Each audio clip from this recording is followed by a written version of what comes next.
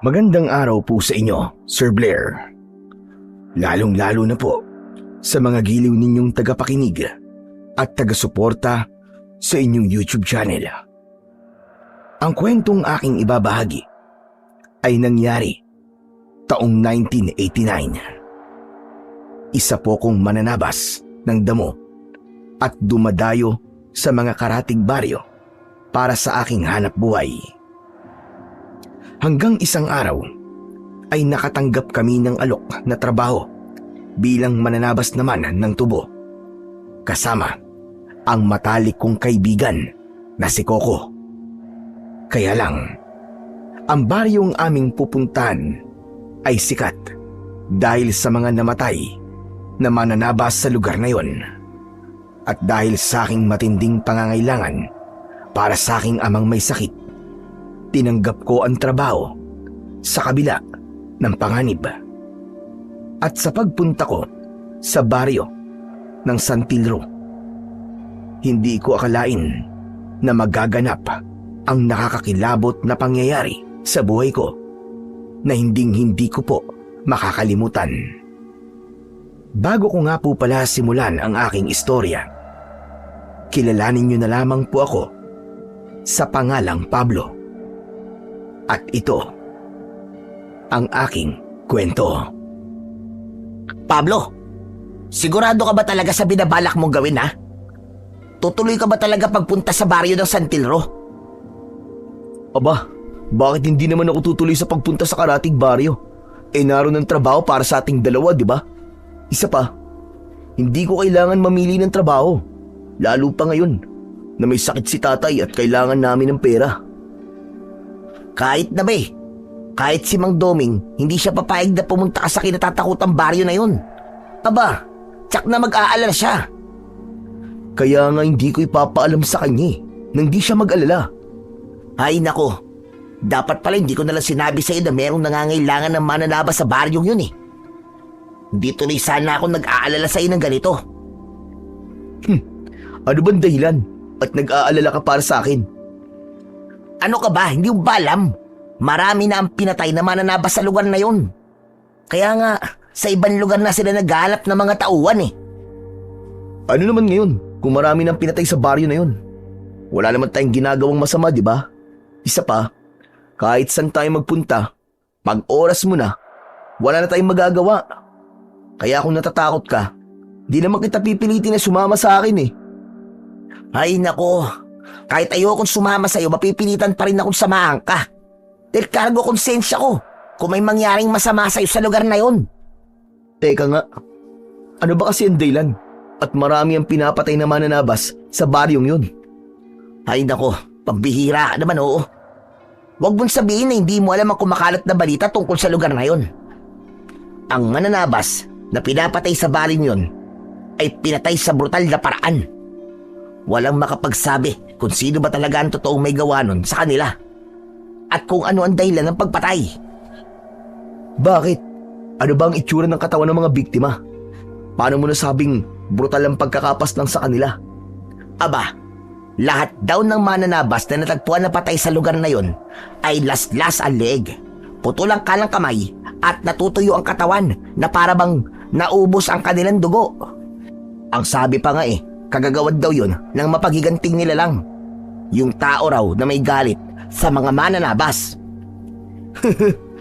Kwento lang naman pala yun eh.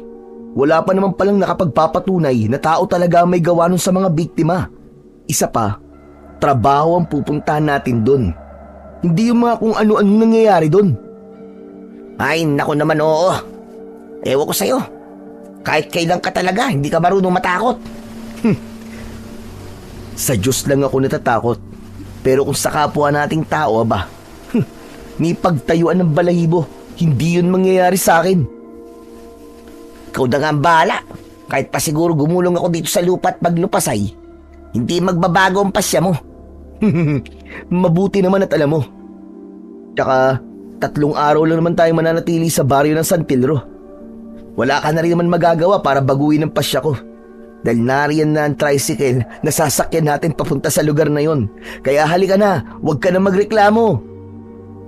Wala nang nagawa ang kaibigan ko na si Coco kundi ang sumakay sa tricycle papunta sa baryo ng San Pedro. 2 oras na biyahe bago kami nakarating sa kinatatakutang baryo. Pagbaba namin sa paradahan ng mga tricycle, marami kagad ang mga taong nakatingin sa amin na para bang nagtataka kung bakit kami naroroon. Hay nako, pambihira naman oo. Mas lalo kong kinakabahan sa lakad natin to, Pablo eh. Dahil sa uri ng tingin ng mga tao sa atin. Para bang lalamunin tayo ng buhay oh. Idagdag pa ang matalim nilang tingin sa dala nating itak. Ano ka ba naman, Coco? Hindi ka na nasanay? Hindi ba't dati kayong taga rito? Dapat kabisado mo na ang galaw ng mga tao sa baryong to. Dito lang ako isinilang, Pablo. Pero hindi ako dito lumaki. 5 taon ako nang umalis dito. At wala na akong maalala tungkol sa ugali ng mga tao rito. Basta ang alam ko lang, ibang klase silang makatingin. Para bang palagi silang nang aalipusta ng tao. Ikaw lang naman na nag-iisip ng masama sa kanilang tingin eh. Huwag mo silang tignan nang hindi kakabahan. Ang hirap kasi sa'yo, masyado ka nagpapadala sa takot mo. Para kang praning. Tsaka, mabilis kang naniniwala sa mga kwento ng mga tao. Mas maganda na ikaw mismo makakasaksi sa nangyayari bago mo paniwalaan ang anumang kwento. Ayan ka na naman sa mga salitang ganyan eh. Palibasa hindi ka naniniwala sa mga kumakalat na balita tungkol sa lugar na to. Kaya paisi-isi ka lang. Kagaya nga na sinabi ko sa iyo, Coco, maniniwala lamang ako kung ako mismo makakakita sa katawan ng biktima at sa taong pumatay sa kanila. Ay siya nga pala. Nasa na nga ba ang bahay ni Lolo Osmi mo rito, ha? Ang sabi kasi sa akin ni Tiyugari, nasa dulo raw ng kalsadang ito ang bahay ni Lolo Osmi. Madali raw makilala ang bahay ng matanda dahil marami raw gulong ng sasakyan ang nasa bubungan nun. Sino ba si Lolo Osmi? Siya ang matandang albularyo na may-ari ng pinakamalawak na lupain ng taniman ng tubo at palay dito. Ang sabi, matulungin daw ang matanda sa mga nangangailangan. Kaya hindi raw ito naghangad ng marangyang buhay. Ang gusto lamang ay makatulong sa ibang tao. Pati na sa atin, na mga manggagawa. Kaya pala. Umaapaw ang biyaya sa kanya. Alam mo, bihira kasi ang ganung klase ng tao na iniisip ang kapakanan ng kanyang manggagawa. Teka, bakit ba hindi pa sumama sa atin si Manggari? Susunod daw siya kapag nakuha na raw niya ang pakay niya sa baryo natin. Ganun ba? Talaga to si Manggari oh. Masyadong malihim. Hindi pa sinabi sa'yo kung ano ang bagay na kukunin niya sa baryo natin? Sa pagkakaalam ko, maniningil daw siya ng pautang eh. Maibalik ko nga ang usapan tungkol kay Lolo Osmi. Bakit kaya napakabuti na matanda sa mga tao, no? Ano kayang dahilan, no? Hindi ko alam kung anong totoong dahilan ng kabutihan ni Lolo Osmi sa mga tao. Kaya lang, sa kabila ng kabutihang ipinakita ng matanda sa mga tao, may isang tao pa rin na para bang galit na galit sa matanda. Karamihan kasi sa mga pinatay sa baryo noong nakaraang araw ay mga tauhan niya. Yun ang sinasabi kong nakakakilabot na pangyayari sa baryong to. Hinding-hindi yun mangyayari sa ating Coco. May gabay tayo ng Panginoon, kaya huwag ka mag-alala. Walang mangyayaring masama sa atin. Wala nang nagawa ang kaibigan ko na si Coco nang mauna akong maglakad sa kalsada. Magmula kanina ay hindi namin pinag-usapan ang tungkol sa pagkamatay ng mga mananabas sa lugar na yon. Pagkalipas ng ilang minutong paglalakad, narating namin ang tapat ng bahay ni Lolo Osmi. Tao po! Tao po! Sandali lang, Pablo. Para yatang walang tao dito ah. Meron yan. Baka mahina lang ang pandinig ni Lolo Osmi. Magtatawag pa sana ulit ako sa matanda. Nang mula sa pintuan ng balkonay, lumabas ang 5 lalaki na puro may sakbit na itak sa kanilang bewang. Nagbibilang sila ng pera habang nakangiti. Pagtapat nila sa amin, sinulyapan at tinitigan ako ng isang lalaki. Saka siya lumapit sa akin. Hoy! Sino kayo Anong kailangan niyo sa may-ari ng bahay na to? Mawalang galang na ho. Andyan ho ba si Lolo Osme? Tanungan ba ako na nawawalang kalabaw ha? Bakit hindi mo alamin kung may tao sa loob? Teka, parang di kayo taga rito ah. Hindi nga kami taga rito. Kaya nga nagtatanong ako sa iyo eh. Aba, parang presko ang dating mo sa akin ah. Teka nga, kayo siguro yung mga bagong mananabas sa tubuan ni Lolo Osme no? Ang mga baguhan pa naman ay mga sip-sip sa trabaho. Huwag mo akong itulad sa iyo, Brad. Matagal ka na sa trabaho, pero mukhang sip-sip ka pa rin. Tsaka, kung di ka maayos kausap, mabuti pa yata, sa aso na lang ako magtanong. Baka sakali, makatanggap pa ako ng matinong sagot. Aba, ano sabi mo? Ano palagay mo sa akin? Hindi ako matinong kausap ha? Teka, sandali lang naman mga tol. Pasensya ka na kaibigan ha. Ganyan lang talaga siya magsalita eh. Sige, papasok na kami sa loob ng bahay ni Lolo Osme. Salamat sa'yo. Hindi pa tayo tapos. Magtutos pa tayo. Hindi magtatagal. Makakasama ka namin sa trabaho. Kaya umayos ka. Maayos naman ako ah. Bago akong paligo, malinis ang damit ko. At hindi ako amoy araw. Ba't talaga ba niloloko mo ko? Hindi kita niloloko. Nagkataon lang na totoo ang sinasabi ko. Maligo ka muna bago ka makipag-usap sa akin. Mukhang hindi maganda ang singaw ng hangin eh. Dahil sa sinabi ko, ay naghalakhakan ang mga kalalakihan na kasama nito. Kaya nalaman ko rin na Rodel ang pangalan ng lalaki. Nang akma sana na itutulak ako ni Rodel, lumabas mula sa pintuan si Lolo Osme. Sandali lang, ano kaguluhan yan, Harodel?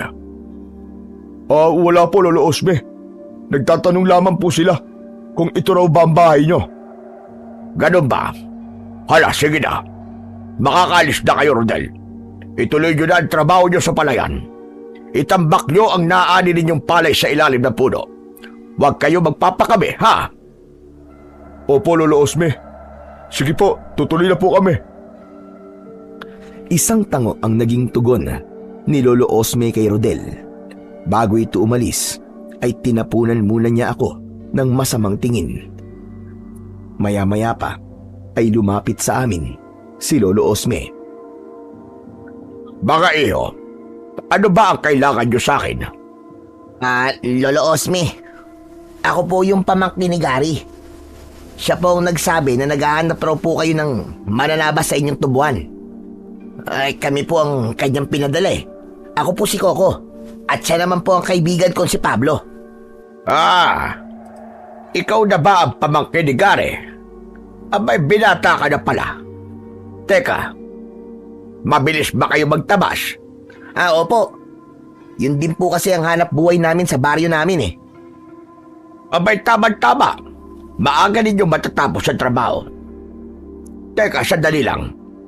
Hindi naman siguro lingid sa inyo ang kwento tungkol sa mga mananabas na pinatay sa baryo namin.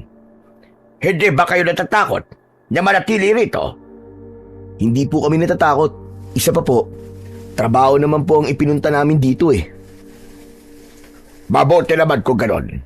Tsaka bawal magpagabi sa bukid. Kaya kailangan mabilis ang kilos para marami ang natatrabaho.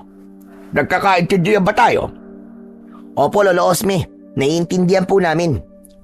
Bueno, pumasok muna kayo sa loob ng bahay ko para mapag-usapan natin ang magiging trabaho ninyo.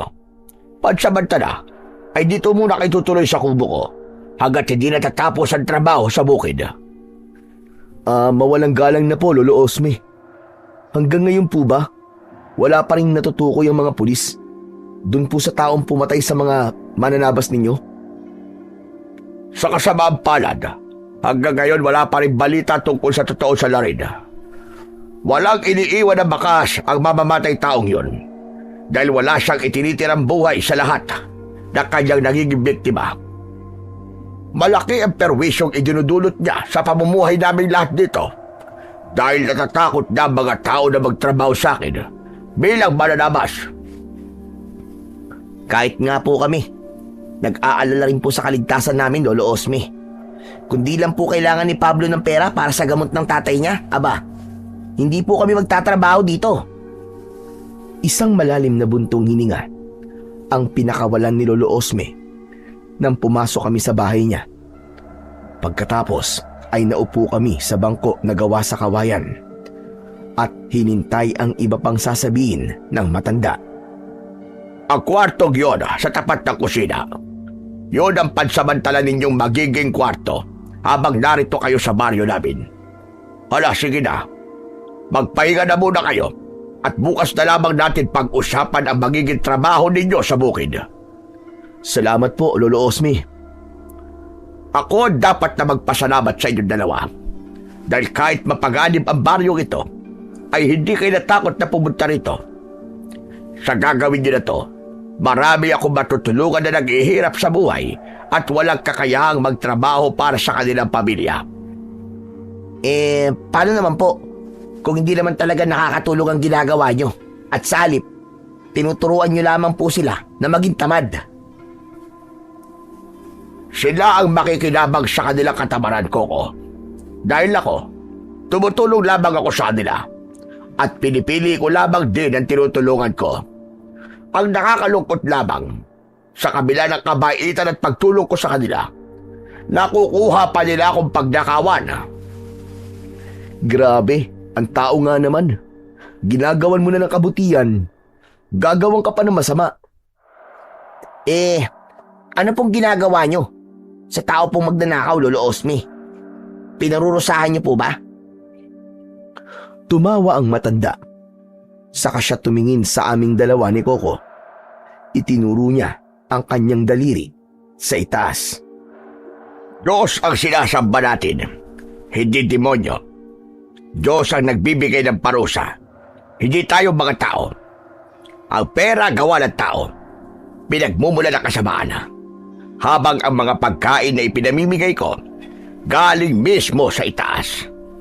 Maraming kasalanan ang nakukuha sa mga makabundong bagay. Kaya mag-iingat kayo. Tandaan nyo sa bandang huli, kaligtasan ng ating mga kaluluwa ang mahalaga. Napakabuti niyo po, Lolo Osme. Ipinahiwatig niyo po na Diyos na ang bahalang magparusa sa mga taong nagnanakaw po sa inyo. Di bali na magtiis kesa magnakaw o gumawa ng kahit na anong kabalbalan. At ang pagtitiis, tandaan nyo, lagi ninyong ipagpapasa Diyos. Kaya sila rin ang magdudusa sa gagawin nilang kasalanan sa ibang tao. Kaya hindi ako tumitigil sa pagtulong sa mga taong kapuspalad.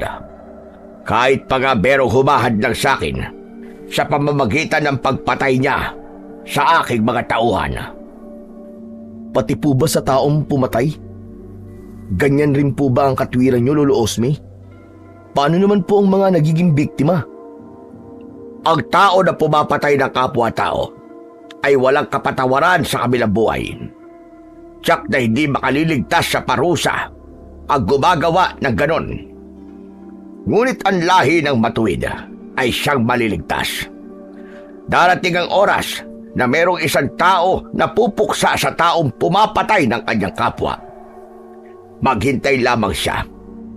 Alam ko na merong Diyos na magpapadala ng taong pupuksa sa kasamaan ng taong pumatay sa aking mga tauhan.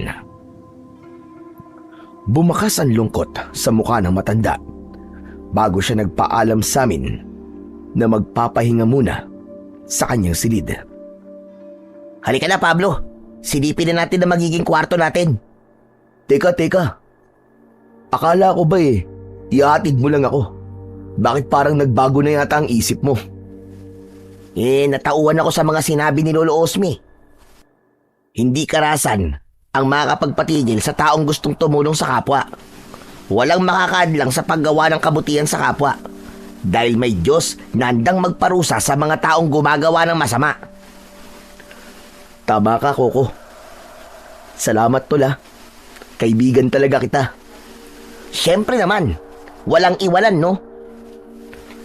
Sabay kaming napahalakhak ng tawa habang papasok kami sa loob ng aming magiging kwarto. Maganda naman ang unang araw namin sa baryo ng San Telro. Saksi kami sa kabutihan ni Lolo Osme. Kinabukasan ay sinamahan kami ng matanda sa kanyang tubuan para magtabas muna ng damo. Sa kanya kami iniwan dahil may pasyente raw itong dumating. Tol, makatagal kaya tayo sa baryong to? Bakit mo naman naitanong yan? Kasi tignan mo, ang lawak ng tubuan ni Lolo Osme. Tapos, tayo lang ang maglilinis nito? Aba, parang mahirap yun ah. Hindi ba't ang iba naman ay nasa palayan, nag-aani sila ng palay? Tsaka mabuti na yung ganito na tayo lang ang nagtatrabaho sa lugar na to para iwas gulo na rin. Lalo na kung tungkol kay Rodel. Sa simula pa lang mainit na ang dugo ko sa kanya. Pareho tayo, tol. Para kasing masyadong mayabang yung lalaking yun. Akala ko nga magsusuntukan na kayo kahapon eh. Mabuti na lang din at hindi natuloy. Dahil kung hindi, basag talaga sa akin ang pagmumukha niya. Akala mo kung sino Mananabas din naman na kagaya natin. Sarili nga niyang amoy, hindi maasikaso. Tapos pakikialaman pa niya tayo. Tama ka riyan. Ay nako, wag na nga natin pag-usapan ang tungkol sa taong yun. Nakakainit lamang ng ulo eh. Hala, sige na. Tapusin na lang natin ang pagtataba sa mga damo nang makauwi na kagad tayo sa bahay. Bigla kasing sumama ang pakiramdam ko eh. Ewan ko ba kung bakit. Aba tol, bawal magkasakit Nasa ibang baryo tayo kaya umayos ka.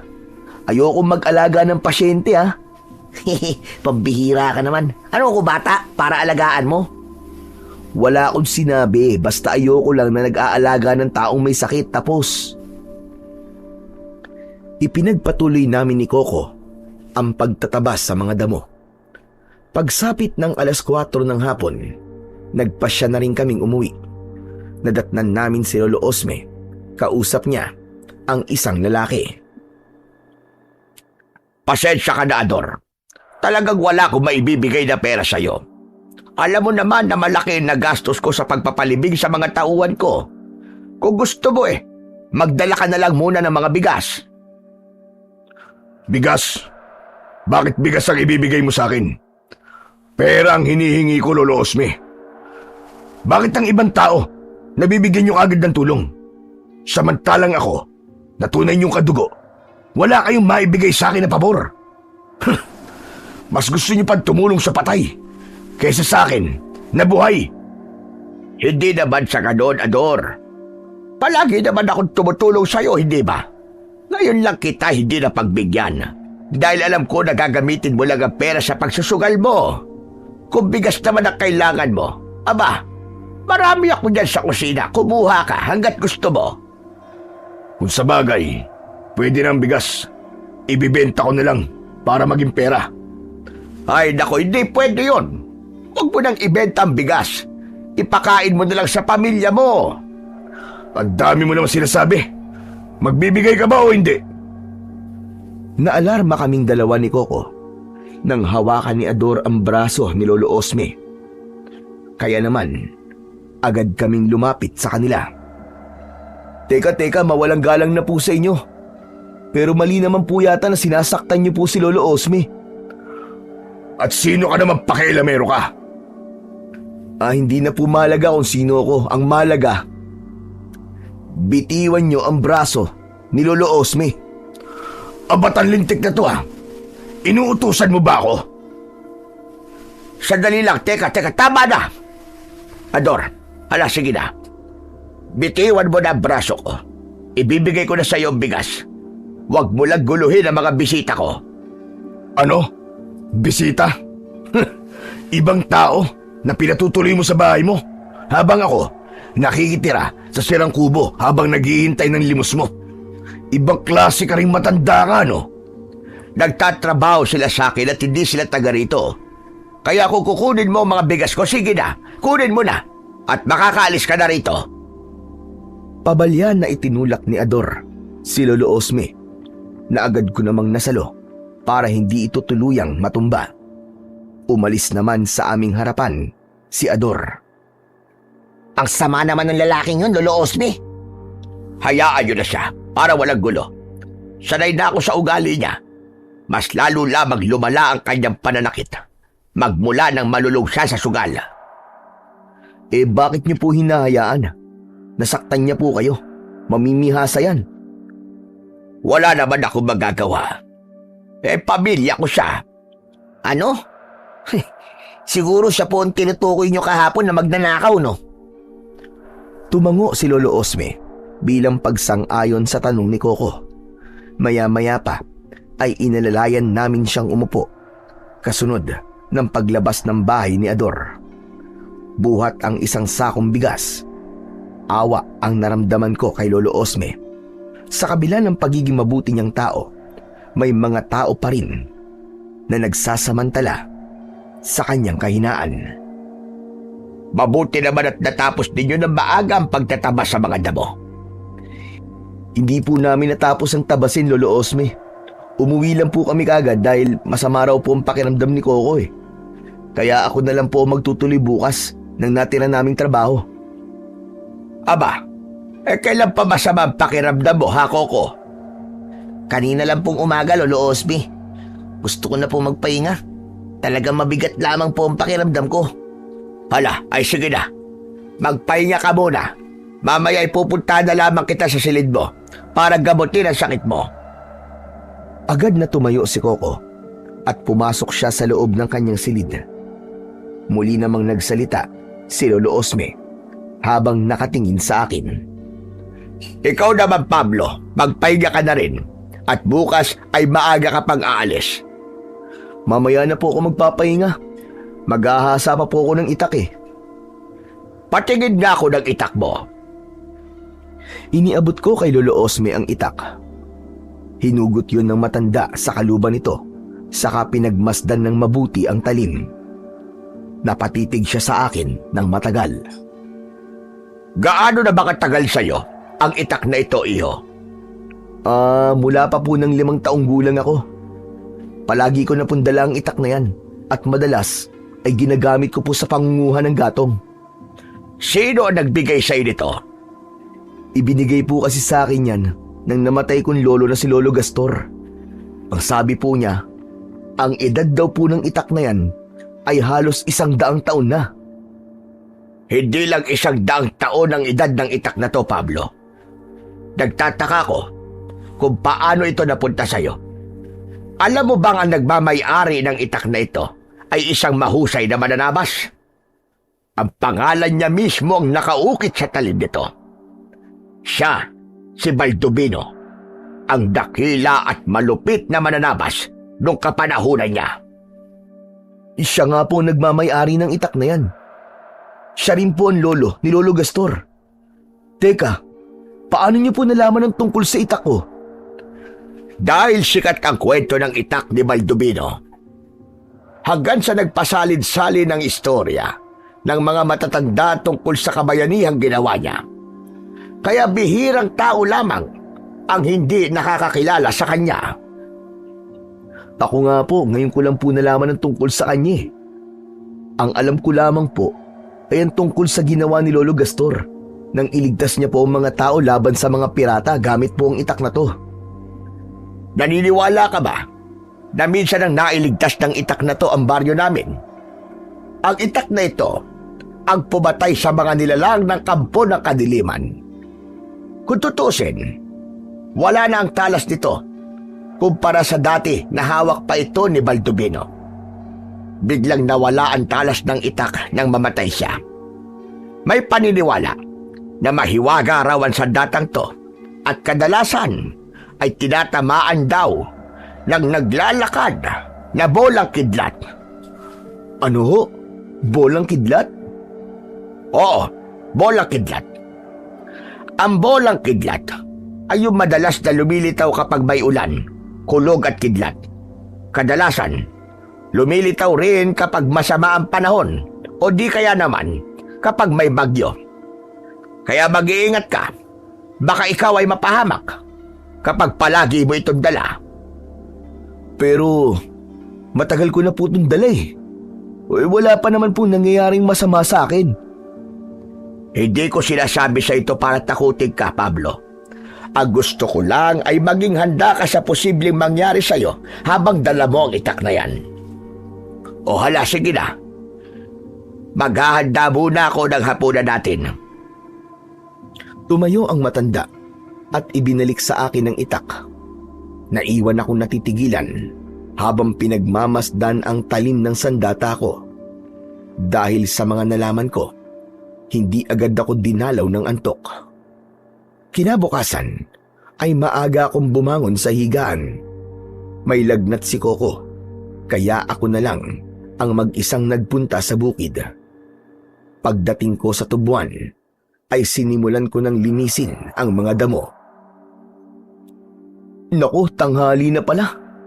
Munti ko na makalimutan ang oras ng pagkain Agad akong nagtungo sa malaking puno kung saan naroon ng pagkain na iniwan sa akin ni Lolo Osme. Kaya lang, si Ador ang nadatnan kong kumakain ng aking baon. Pasensya ka na. Nagutom ako kaya itong pagkain mo na lang ang nilantakan ko. Total naman, si Lolo Osme nagluto nito eh. Masarap talagang magluto, matandang yun, ibang klase. Hindi ako nagsalita. Sa halip, tinignan ko kung may natira pang pagkain sa lagayan. Kaya naman, dismayado ko nang makitang walang natirang pagkain para sa akin. Sobra naman po yata ang ginawa nyo. Kahit sana kumain kayo ng pagkain ko, nagtira man lang sana kayo para sa akin. Ang damot mo naman. Tsaka nagugutom ako eh. Pero gutom din po ako at pagod. Ano naman po ang lakas na magagamit ko kung walang laman ng tiyan ko, di ho ba? Aba, problema mo na yun. Lintik na to. Si Lolo Osme naman na nagluto ng pagkain mo Kaya ano ba problema mo Wala po akong problema. Kaya lang, kayo na po nagsabi na para sa akin ang pagkain na yan.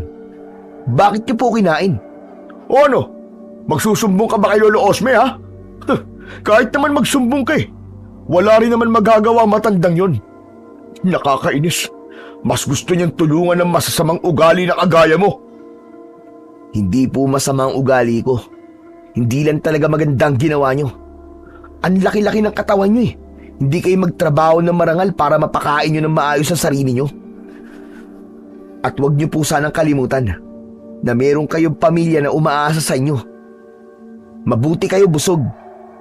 Paano naman ang asawa at anak niyo? Sige nga. Dala ng galit ni Ador, ibinato niya sa akin ng plato na agad ko namang naiwasan. Tumayo siya at akma na dadakutin ang aking damit, ngunit kumilos agad ako. Nahawakan ko kagad ang kanyang braso. Matatanggap ko. Nalamunin niyo ang pagkain ko. Pero ang saktan ako. Aba, hindi ko po yung matatanggap. Baka dito palang itumba ko na ho kayo. Huwag niyo akong subukan.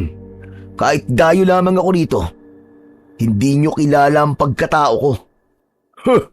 Matapang ka kahit wala ka sa sariling teritoryo mo Bitiwan mo ang kamay ko. Baka patulang kita. Kung saan ako nakatayo, yun ang teritoryo ko. Hindi rin ako pumapatol sa matanda. Pero kapag nasaktan ako, kahit anak niya, idadamay ko sa galit ko. Biglang natigilan si Ador dahil sa sinabi ko. Hinablot niya ang kanyang braso mula sa aking kamay. Saka siya umalis at naglakad papalayo sa akin. Pinagmasdan ko naman ang nagkalat na lagayan ng pagkain sa damuhan bago ako napatingin sa gawi ni Ador. Anak ng putya, oo. Kapag minamalas ka nga naman. Wala nang natira sa pagkain ko. Wala na akong nagawa kundi ipagpatuloy ang trabaho. Natubig lang ang laman ng aking tiyan. Dahil sa kagustuhan kong matapos ang tabasin, hindi ko namalayan na 5:00 na pala ng hapon. Biglang kumulog, kasunod ng kidlat. Maya-maya pa, bumuhos ang malakas na ulan at umihip ang hangin. Teka, bigla naman yata ang pagsama ng panahon. Wala pa naman akong masisilungan dito dahil walang bahay rito. Pambihira, Kapag kinakapitan ka talaga ng kamalasan, oo, walang pinipiling oras Akma na sana akong hakbang para sana umuwi sa bahay.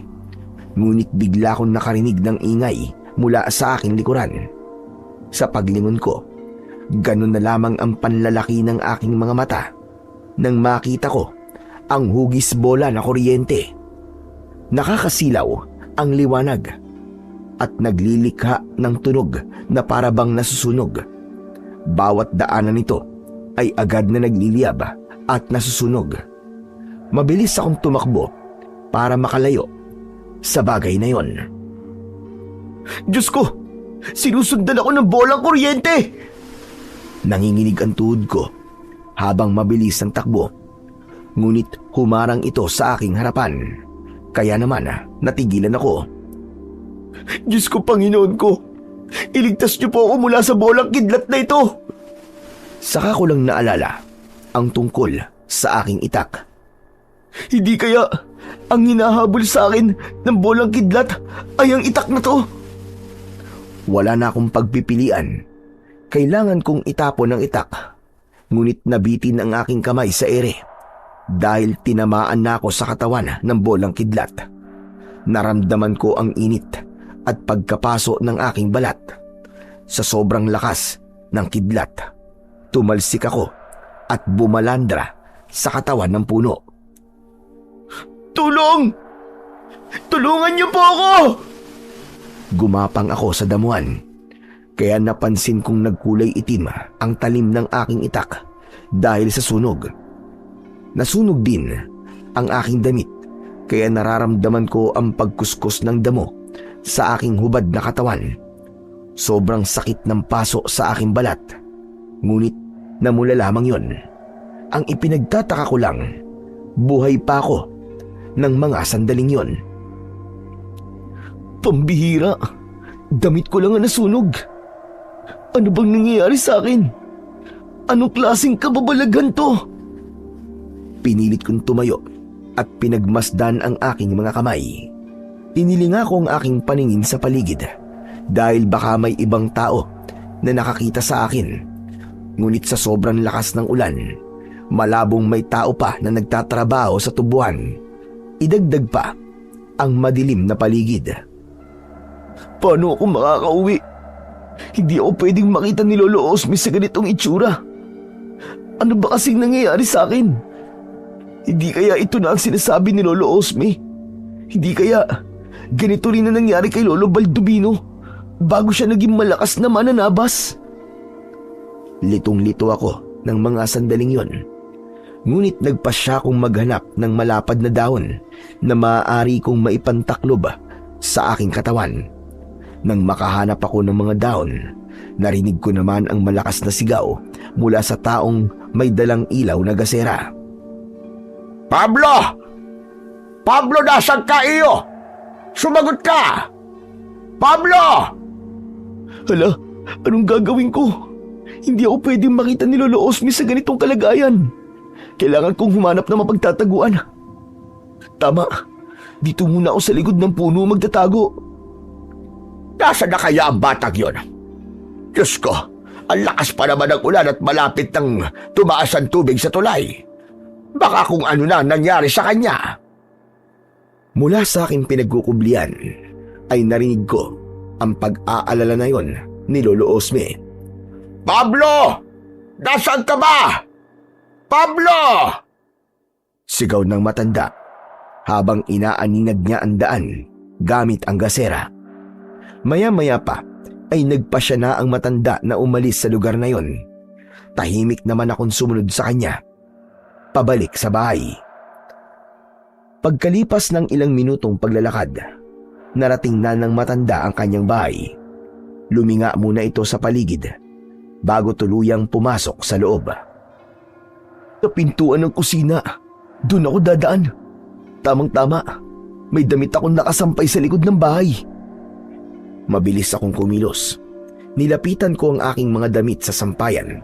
Nang tuluyan akong makapagbihis, maingat akong pumasok sa loob ng kusina. Pero nagulat ako nang bumungad sa aking harapan si Lolo Osme. Abay lintik na batang ire. Muntik na akong himatayin sa gulat. Saan ka ba nagpunta? Bakit ginabi ka na sa pag-uwi? Nag-alala ako sa iyo kaya pinunta kita doon sa bukid. Pero wala ka naman doon. Pasensya na po kay Lolo Osmi. Inabutan po kasi ako ng malakas na ulan sa daan eh. Hindi ba't sinabi ko naman sa iyo na huwag kang magpapagabi sa daan, lalo na sa labas ng bahay? Abay mahirap na. Baka mamaya, matsyempohan ka ng mananabas ng tao. Saglit na tumigil ang matanda sa pagsasalita nang mapansin niya ang sugat ko sa katawan at sa itsura ng aking itak. Teka, sandali. Ano nangyari sa'yo? Bakit may sugat ka sa leeg na para bang paso? At ang itak mo, mukhang sunog. Saan ka ba talaga nanggaling, ha, Pablo? Hindi kagad ako nakapagsalita dahil wala akong maisip na dahilan kung paano ko maiiwasan ang tanong ni Lolo Osme. Naku, Diyos ko po. Hindi kaya ba'y nangyari sa'yo kanina habang nasa tubuan ka? Pasensya na po kay Lolo Osme. Bala ko po sanang ilihim sa inyo ang totoong nangyari sa akin kanina eh. Kaya lang hindi ko na po maitatago ang sugat at ang kulay ng aking itak. Huwag ka na magpaliwanag. Batay sa itsura mo, pati sa itsura ng itak mo, tinamaan ka na naglalakad na bolang kidlat, tama ba? Opo, Lolo Osme. Napuruhan po ng kidlat ang talim ng aking itak. Pero hindi ko po alam kung paano to nangyari. Kung paanong buhay pa po ako hanggang ngayon. Dahil iniligtas ka ng itak ni Baldubino. Muling kinilala ng bolang kidlat ang itak ng isang mananabas. Ho? Ano pong ibig sabihin nito, Lolo Osme? Maaaring ikaw ang bagong sugo. Ikaw ang ipinadala para tapusin ang kasamaan ng taong mananabas. Kaya lang, isa rin itong palatandaan ng paglitaw ng kampo ng kadiliman. Isang napipintong pagsalakay ng mga nilalang na mag-aasik ng lagim sa baryo namin. Masama itong pangitain, Pablo. Nilalang ng dilim? Paano po nangyari yun? Tsaka di ba sabi nyo, natalo na po ni Lolo Baldubino ang mga nilalang na nagtatago sa dilim. Kaya, imposible po na merong ganong klaseng nilalang sa panahon ngayon. Walang pinipiling oras sa paglitaw ng kampo ng kadiliman, Pablo. Lalo na kung ang taong tatawag sa kanila ay may karunungang itim. Muling mabubuhay ang mga aswang kung merong mag-aalay ng kaluluwa sa hari ng dilim. Palagi mo't tatandaan, kapag lumitaw ang sandatang mga katalo sa masamang elemento, nangangahulugan na merong panganib na darating mula sa kadiliman. Dahil isa itong babala. Pero isa lamang po akong hamak na mananabas ng damo. Wala po akong alam sa pakikipaglaban. Isa pa nasunog po ang talim ng itak ko. Tuluyan na nga pong nawala ang talas eh. Kaya imposible po ang sinasabi nyo. Bakit hindi mo subukan ang itak? Kapag umitim ang talim, mas matalas yun. Saglit akong napatitig sa muka ni Lolo Osme. Pagkatapos, ay itinaga ko sa lamesa ang itak. Ganun na lamang ang panlalaki ng aking mga mata. Nang mahati ko yun, hindi agad ako nakapagsalita dahil sa labis na pagkabigla. O ano? Nakita mo na kung gaano katalas ang itak mo? Ibig sabihin nun, ikaw ang sunod na tagapagligtas.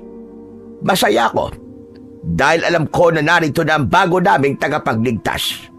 Nagtataglay ka na ngayon ng kapangyarihan ng bolang kidlat na siyang magagamit mo laban sa mga masasamang nilalang.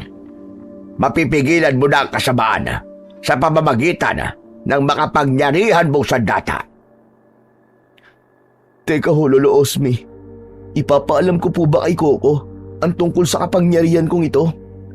Walang sino man ang dapat makaalam tungkol sa kapangyarihan mo, Pablo. Dahil kung hindi, manganganib ang buhay mo. Bihira lang ang tao na nagtataglay ng ganyang kapangyarihan. Kaya mo na rin magpailaw ng bombilya gamit lamang ang kamay mo. Kapag nakarating sa ahensya ng gobyerno ang kakayahan mo na yan, pag-aagawan ka nila at siguradong pag-aaralan ka ng mga siyentipiko. Gusto mo ba yon? Ayoko ho. Sige po, ililihim ko na lang po sa lahat ang tungkol sa kapangyarihan ko. Sa ngayon, magiging banta ka na sa buhay ng taong mananabas. Kailangan ko ang tulong mo para malaman ko kung sino ang totoong pumatay sa mga tauhan ko. Nakahanda po akong tumulong sa inyo, Lolo Osme. Alang-alang po sa ustisyang nararapat sa mga tauhan nyo at sa lahat po ng mga nakatira sa baryong ito. Maraming salamat, Pablo. Panahon na para matapos na ang brutal na pagpatay ng mananabas sa mga tao. Pero, paano po kung nagkamali po kayo ng hinala? Paano kung hindi naman talaga taon totoong pumatay sa mga tauhan nyo? Paano po kung kagagawan ng aswang ang pagkamatay nila? Na meron din pong kasanayan sa paghawak ng itak. Teka. Sinasabi mo bang aswang ang totoong pumatay sa kanila? Ganun ba? Opo. Hindi po ba't kayo na rin po nagsabi na kasabay ng pagbabalik ng kapangyarihan ng sandata ang paglitaw naman ng masasamang nilalang sa mundo natin? Diyos ko. Oo nga no. Maring tama sinabi mo, Pablo. Ngunit anong dahilan? Bakit ang mga tauhan ko lang ang pinapatay niya? Marami po ang posibleng dahilan. Baka naghihiganti. O kaya naman may lihim na galit sa inyo. Sa dami ng taong nagawan ko ng kasalanan noon, hindi ko na alam kung sino ang totoong kalaban. Sinasabi niyo po bang merong naghihiganti sa inyo? Ngunit anong dahilan? Bakit niya kayo pinaghihigantihan? Isa akong kapitan noon sa baryong ito. 20 taon nang nakakalipas nang ipasunog ko ang bahay ng 5 pamilya na inakusahan ko ng pagnanakaw. Nag-ugat ang lahat dahil sa isang manimparatang. Ang aking anak mismo nagturo sa kanila na sila ang nagnakaw sa bigas na para sana sa mga taong higit na nangangailangan. Pagkatapos po, ano pong nangyari? Namatay sila at lumabas ang katotohanan na ang anak ko pala mismo ang kumuha ng aking bigas at ibinenta sa kabilang baryo. Yun ang posible kong nakikita dahilan kung bakit naghihiganti siya sa akin. Ngunit patay na ang anak ko. Baka isinod niya si Ador, ang aking apo. Kung ganun, maaaring isa po sa pamilya nang ipinasunog ninyo ang nakaligtas at ngayon ay naghihiganti sa inyo. Ako ang may kasalanan. Ako lang dapat ang patayin niya. Huwag na siyang mandamay pa ng ibang tao. Lalo-lalo na ang apo ko. Sobra ko ng pinagsisisihan ang mga nagawa kong kasalanan sa kanila. Kaya po ba bumabawi kayo sa paggawa ng kabutihan sa inyong kapwa para pagbayaran po ang nagawa ninyong kasalanan noon? Oo, Pablo, tama ka. Yun ang katotohanan ko bakit tumutulong ako sa mga tao. Umaasa ako na sana mabawasan man lang ang bigat na dinadala ko sa akin dibdib. Gabi-gabi akong hindi pinapatulog ng aking konsensya. May awa po ang Diyos, Lolo Osme. Alam ko po na mapapatawad din kayo ng Diyos.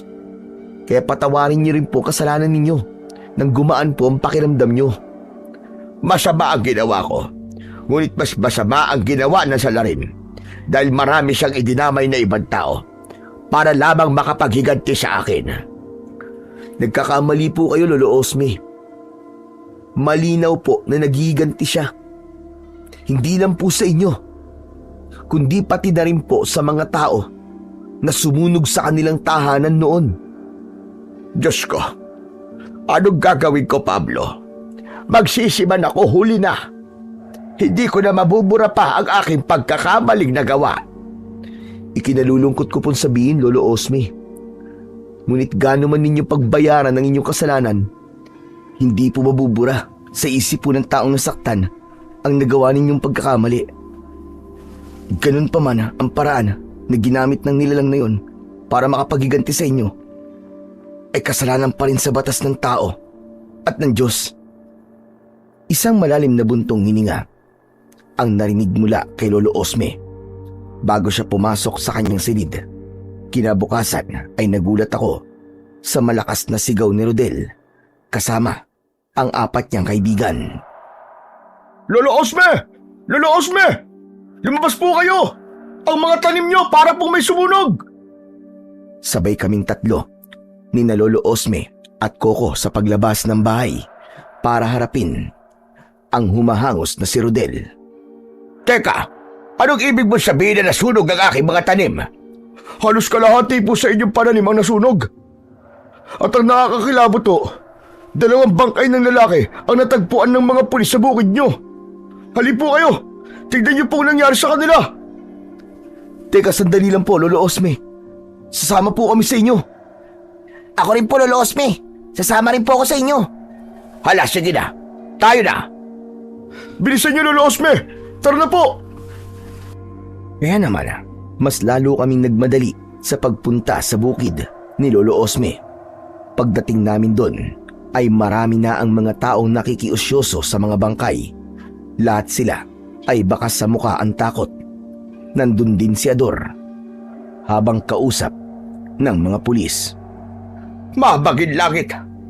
Sobra naman ang brutal na pagpatay kina Leon at Arnel. Hindi na ito makatao. Ang hindi rito makatao ay ang bukid nyo, Lolo Osme. May dalang kamalasan ng taniman nyo. Pinamamahayan ng salot. Walang salot at walang malas sa mga pananim ko. Ang bibig mo ang totoong salot. Dahil kung ano-ano lumalabas dyan sa bunganga mo. Marami nang natatakot na magtrabaho sa inyo dahil sa misteryosong pagpatay sa lahat ng mga mananabas ninyo. At natitiyak kong isusunod nila ang 2 mong kasama, Lolo Osme. Kinilabutan ako nang ituro kami ni Ador. Kaya naman, nagalit si Lolo Osme. Walang mangyayaring masama kina Pablo at Coco. Ang taong pumatay sa mga biktima, siya ang dapat na mag-alala. Dahil nalalapit na ang kanyang katapusan. At kung hindi ka magbabago, Ador, hindi malabong mangyari na ikaw naman ang hahandusay sa damuhan na yan. Hindi rin yun mangyayari sa akin. Dahil hindi naman ako mananabas eh. Tsaka bilib din naman ako sa inyo, ano? Sa kabila ng nakakakilabot na nangyayari sa taniman nyo, aba, may mukha pa kayong iniharap sa mga pamilya ng namatayan. Bakit hindi ko haharapin ang pamilya ng mga namatay? Hindi naman ako ang pumatay sa kanila. Parang ikaw na rin ang pumatay sa kanila. Kaya dapat magsisi ka ng matanda ka. Malapit na ang katapusan mo. Ador, huwag ka magsalita ng ganyan kay Lolo Osme. Baka nakakalimutan mo. May kasalanan din ang tatay mo. Kaya huwag kang magmalinis. Anong sabi mo? Alam ko na ang totoong nangyari sa pamilya ninyo. Ang hindi ko lang maintindihan kung bakit ka nagkakaganyan. Imbis na gumawa ka ng kabutihan para pagbayaran ng nagawang kasalanan ng tatay mo, dinadagdagan mo pa ang paghihirap ng kalooban ni Lolo Osme. At kung umusta ka, para bang wala siyang nagawang kabutihan para sa'yo. Hoy, huwag kang makialam dito ah. Hindi kita pamilya. Wala kang pakialam dito. Hindi nga kita pamilya.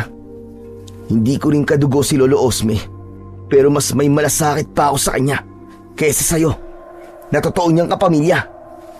Tama na, Pablo. Huwag mo nang patulan niyang si Ador. Dahil inawat ako ni Lolo Osme, pinagmasdan ko na lamang ang bangkay ng 2 lalaki. Batay po sa itsura ng kanilang sugat sa leeg. Parang nanggaling sa matalas na itak. Halos balat na lamang po natira sa kanilang leeg. At kapansin-pansin po ang pagkatuyo ng kanilang dugo. Meron din po silang pasa sa katawan. At ito pa, malayo rin ang talsik ng kanilang kamay habang tangan pa rin ang kanilang itak. Maaaring pinutol muna ang kamay bago sila nilaslasan ang leeg. Lolo Osme, nakakapag-alala na po ang nangyayari sa baryo natin ah. Dapat siguro itigil na muna ninyo ang pagpapaani ng palay, pati na ang pagtatabas ng mga damo. Kung ititigil ko ba ngayon, paano na tayo? Paano ang mga taong umaasa sa akin? Pero Lolo Osme, marami pa po ang buhay na maaaring mawala kapag hindi nyo itinigil ang pagpapatrabaho sa inyong bukid. Teka, sandali lang. Ano naman ang kaugnayan ng sinasabi mo sa problema ng baryo nyo, Rodel? Huwag kang sakim. Isipin mong kaligtasan ng manggagawa. Malino na pahiwatig ito ng salarin na itigil na ni Lolo Osme ang pagpapatakbo sa kanyang asokarera at palayan. Malinaw na pagbabanta ang nangyayaring ito. Kahit na anong mangyari, hindi ako natatakot. Hindi ko ititigil ang pagpapatrabaho ko. Kung kinakailangan na ako ang magtabas ng aking mga pananim, ay gagawin ko. Huwag lang matigil ang hanap buhay ko. Paano na ang mga taong umaasa sa akin? Kayo po ang bahala. Ang sa akin lang naman ay paalala para maiwasan ang ganitong pangyayari. Salamat sa paalala mo, Rodel. Pero tutulungan ako ni Pablo. Hindi kita pipilitin na magtrabaho sa akin. Basta si Pablo, handa siyang magtrabaho sa akin. Hindi ko po alam na madali na palang nabilog ni Pablo ang ulo nyo, Lolo Osme. At nagpadala kayo sa kanyang pagiging sipsip. Hindi ako sipsip. Hindi lang ako duwag na katulad mo. At dapat sa inyo na kaibigan mo, bumalik na sa baryo nyo. Dahil kapag napahama kayo sa baryo namin, malaking pananagutan pa yun. Sisiguraduhin ko sa'yo na hindi kami mapapahamak dito. Lalaban ako sa taong pumapatay sa mga biktima. At sisiguraduhin ko na hindi ang bangkay ko ang bubulagta sa baryong to, kundi ang katawan ng mananabas na yun. Hindi ka lang pala sipsip ano? Mayabang ka rin pala. Rodel, pwede ba? Tama na. Lahat na lamang ng nagiging trabahador ko inaaway mo. Pareho ko naman kayong tauhan. Hala, sige na Pablo. Umuwi na tayo. Bukas mo na lang ipagpatuloy ang trabaho dito sa bukid kapag nakuha na ng mga pulis ang katawan ng mga biktima. Mabuti pa nga po. Umalis na po tayo sa lugar na to, Lolo Osme. Hindi na kasi maganda ang simoy ng hangin dito eh. Sumunod ako kay Lolo Osme. Si Coco naman ay kanina ko pa napapansin na walang kibo. Kaya kinausap ko siya habang naglalakad kami. Bakit ang tahimik mo yata ngayon ha? Masama pa rin ba ang pakiramdam mo ha, Coco? Hindi na masama ang pakiramdam ko, Tol. Nag-aalala lamang ako sa kaligtasan natin. Tama naman si Rodel eh. Umuwi na tayo. Aanin natin na malaking halaga na kikitain natin dito. Kung tayo naman ang mapapahamak. Naiintindihan ko naman ang kinakatakot mo, Tol. Pwede ka naman umuwi sa atin eh. Mabuti nga yun nang hindi ako nag-aalala at kahit papano, merong magbabantay kay tatay habang wala ako. Hindi ko naman kayang iwan ka rito, Tol. Hindi ako mapapalagay. Baka mapahamak ka eh. Walang mangyayaring masama sa akin. Ano ka ba? Kaya kong sarili ko. Sige na. Mag-impake ka na ng mga gamit mo at ihahatid kita sa sakayan ng tricycle. Mas makakabuting umuwi ka na muna sa atin. Huwag ka mag-alala. Susunod ako sa'yo. Sigurado ka ba, Tol? Oo nga. Para hindi ka na mag-alala. Ayoko rin naman na mapahama ka rito eh. Malungkot kong tinapik ang balikat ng kaibigan ko. Ipinaalam ko na rin kay Lolo Osme na aalis si Coco. At agad din naman itong pumayag. Kami na rin ang nagatid sa kanya sa sakayan ng tricycle. Nang tuluyang makaalis si Coco, ay saka kami bumalik ni Lolo Osme sa kanyang bahay para mag-isip ng plano. Hindi po natin mahuhuli ang salarin kundi tayo magbibigay ng pain, Lolo Osme. Ano ang ibig mo sabihin, Pablo? Ipapain ko po ang sarili ko para malaman kung sino po ang totoong salarin. Hindi ako papayag sa gusto mo mangyari. Hindi mo kabisado ang kakayahan ng iyong kalaban. Kailangan ko pong subukan ang kapangyarihan ng bolang kidlat. Nakahanda po ako sa maaaring mangyari sa akin. Magtiwala po kayo, Lolo Osme. Tatapusin ko na po ang kasamaan ng aswang na yun. Isang malalim na buntong hininga ang pinakawalan ni Lolo Osme habang nakatingin siya sa akin. Ngunit buo na ang pasya ko ang ipain ang sarili ko para matapos na ang kaguluhan sa baryo nila. Pagsapit ng gabi ay nagtungo ako sa taniman ng tubo. Nagkunwari akong nagtatabas pa rin ng mga damo.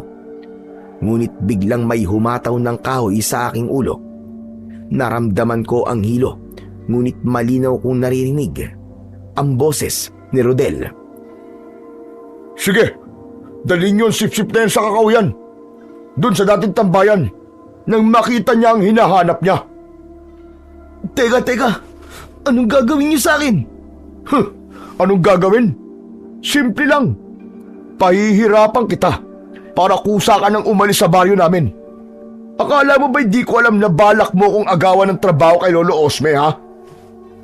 Kung ganun, ikaw ang pumatay sa mga tauhan niya. Ano ko, si Raulo? Siyempre hindi akong pumatay sa kanila, no? Tinakot ko lamang sila. Pagkatapos ay iniiwan namin sa kakahuyan. Kinabukasan, nababalitaan na lang namin na patay na sila. Salamat sa taong pumatay sa kanila dahil inaalis niya ang lahat ng mga sagabal sa trabaho ko. Teka, akin na nga ang itak mo. Baka makalaban ka pa eh. Mabulilyaso pa ang plano ko. Pakawalan niyo ako, mga hayop kayo. Sa inyo ba ako dadalhin? Magsisisi kayo sa gagawin niyo sa akin. Bakit naman ako magsisisi? Matagal na namin ginagawa to. Hala, sige na mga bata. Bugbugin nyo na yan. Lumpuin nyo. Bilisan nyo. At baka mamaya ay may makakita sa atin dito. Dahil sa nararamdaman kong pananakit ng aking ulo, hindi ako makalaban sa kanila. Kaya naman, lahat ng sipa at suntok nila ay sinalo ko. Maya-maya pa ay bigla kaming nakarinig ng kaluskos sa paligid. Kaya naman, pansamantala silang tumigil at inilinga nila ang kanilang paningin sa madilim na bahagi ng kakahuyan. Hala, anong ingay yun? Bakit parang may ibang tao sa lugar na to? Hoy, ikaw Pablo, may kasama ka ba rito, ha? Wala akong ibang kasama rito. Pero malamang ang ingay na naririnig nyo ay ang isang nilalang na totoong pumapatay sa mga tao. Tinatakot mo ba ako? Hindi kita tinatakot. Pero masasabi kong kabahan ka na dahil natitiyak ko na ikaw na ang mamamatay ngayong gabi. Dahil sa sinabi ko, pinagtulungan nila akong sipain sa tagiliran. Ngunit biglang umihip ang malakas na hangin at sa isang iglap, nakita kong tumalsik ang kamay ni Rodel, pati na ang kamay ng kanyang mga kasamahan. Umalingaw-ngaw ang sigaw nila dahil sa labis na sakit. Napaluhod sa lupa si Rodel habang umiiyak. Aray! Sakit! Iko! Sino ang hayop na pumutol sa kamay ko? Magpakita ka! Inilinga ko ang aking paningin sa paligid. Habang hinahanap ang nilalang na may gawa sa kamay ng 5 lalaki, inaninaw ko ang aking itak na nakalapag sa lupa. Kahit masakit ang aking katawan, ay bumangon ako at dinampot ko yun. Saka ko itinutok ang talim sa paligid.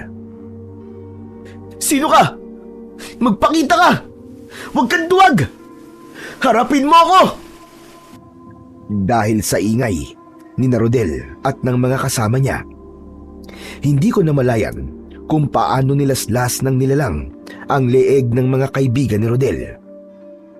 Nanlaki ang aking mga mata nang tumambad sa aking paningin ang isang nilalang na mukhang bangkay. Dinilaan ito ang talim na merong bahid ng dugo. Mahaba ang kanyang leeg na nanlilisik pa ang kanyang mga mata.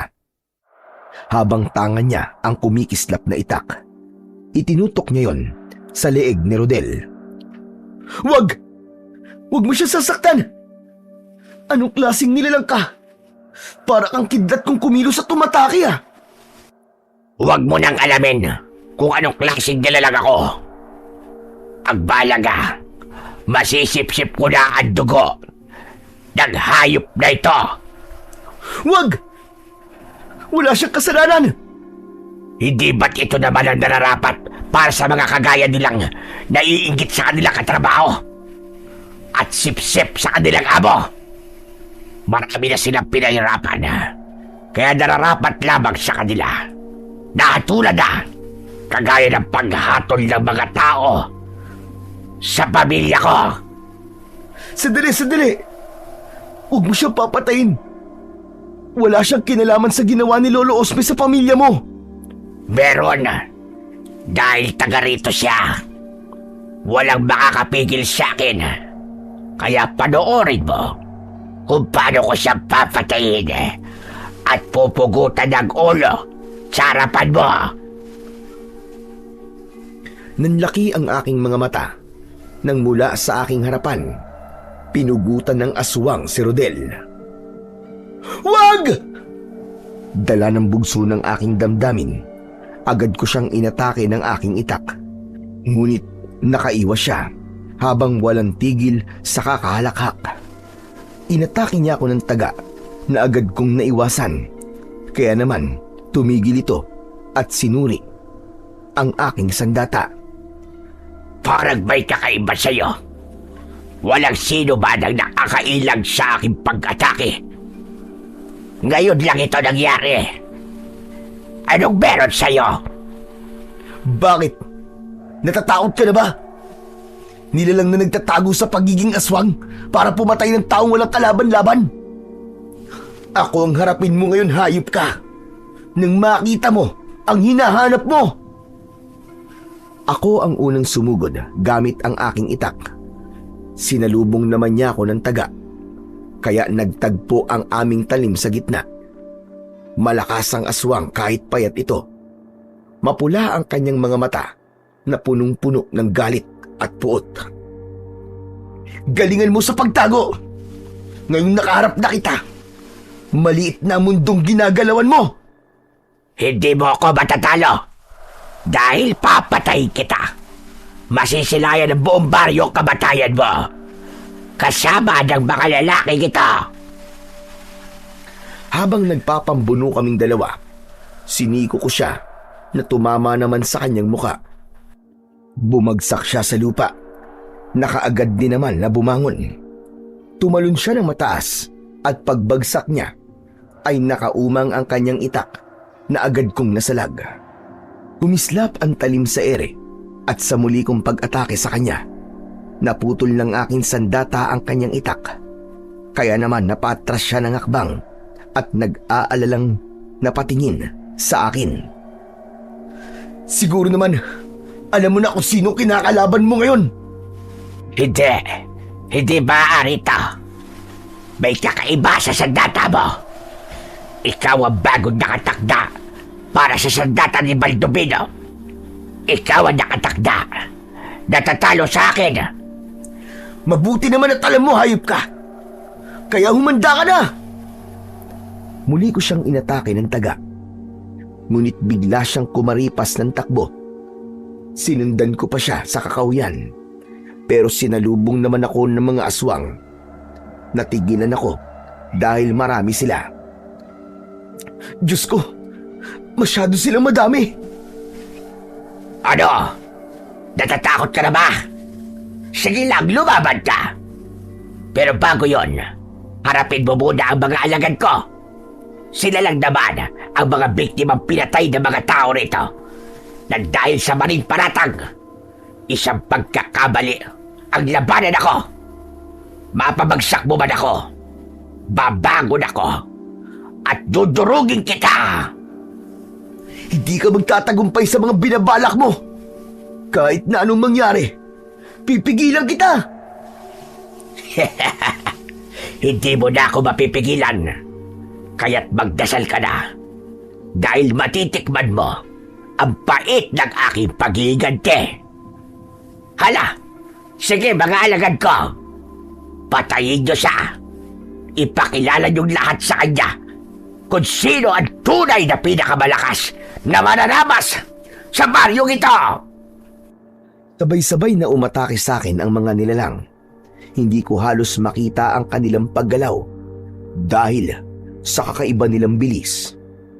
Bigla na lamang silang sumusulpot sa aking harapan at bawat atake nila ay tinatamaan nila ako ng kalmot sa aking katawan. Masakit at parabang pinupunit. ang aking laman. Ano? Lumaban ka? Nasaan ang tapang mo? Ipakita mo sa mga alagad ko! Dahil sa nararamdaman kong panghihina, itinukod ko ang aking sandata sa lupa at inipon ko ang aking lakas. Lumitaw ang malakas na liwanag mula sa talim ng aking itak. Anong ibig sabihin? Nagliwanag sa sandata mo? Ang ibig sabihin nito, kamatayan para sa mga alagad mo! Tuluyan na akong umatake ng taga sa mga kalaban. Bawat tamaan ng aking sandata, agad silang nasusunog na para bang kinukuryente. Hanggang sa maabo ang kanilang katawan.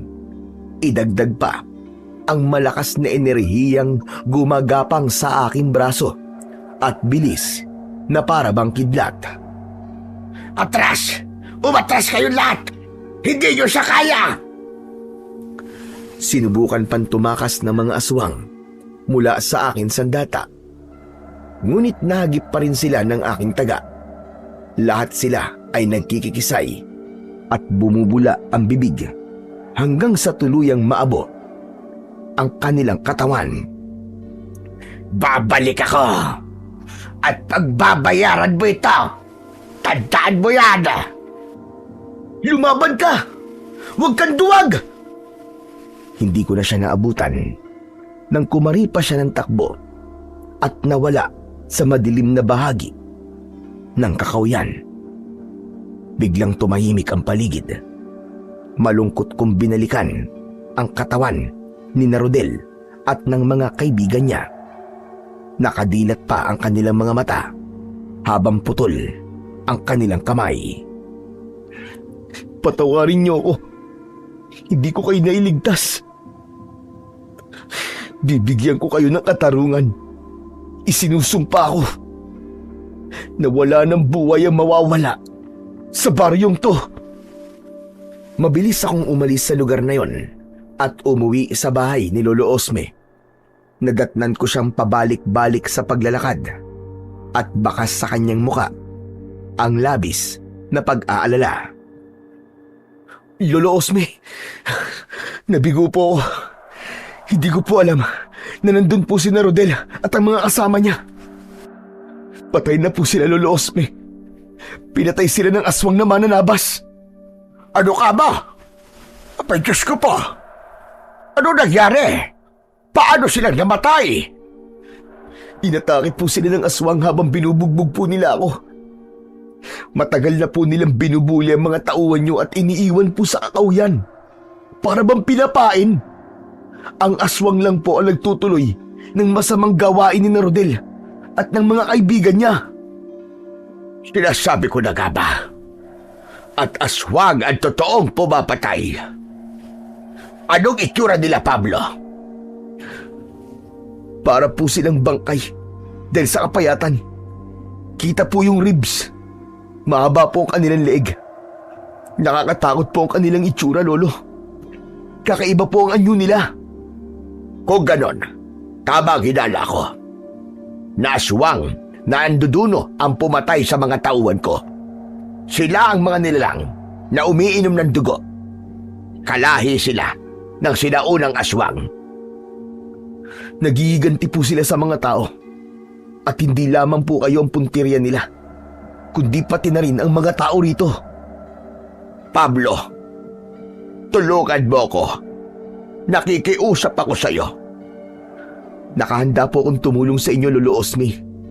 Kaya huwag po kayong mag-alala. Nanghihina na napaupo si Lolo Osme sa bangko na gawa sa kawayan. Maya-maya pa ay biglang dumating si Ador. Hoy, Lolo Osme! Nasaan ang pera mo, ha? Ibigay mo sa akin! Wala akong pera, Ador, at wala akong maitutulong sa iyo. Umuwi ka na sa inyo at huwag ka nang pupunta rito kahit kailan. Ipinagtatabuyan mo na naman ba ako, ha, tanda?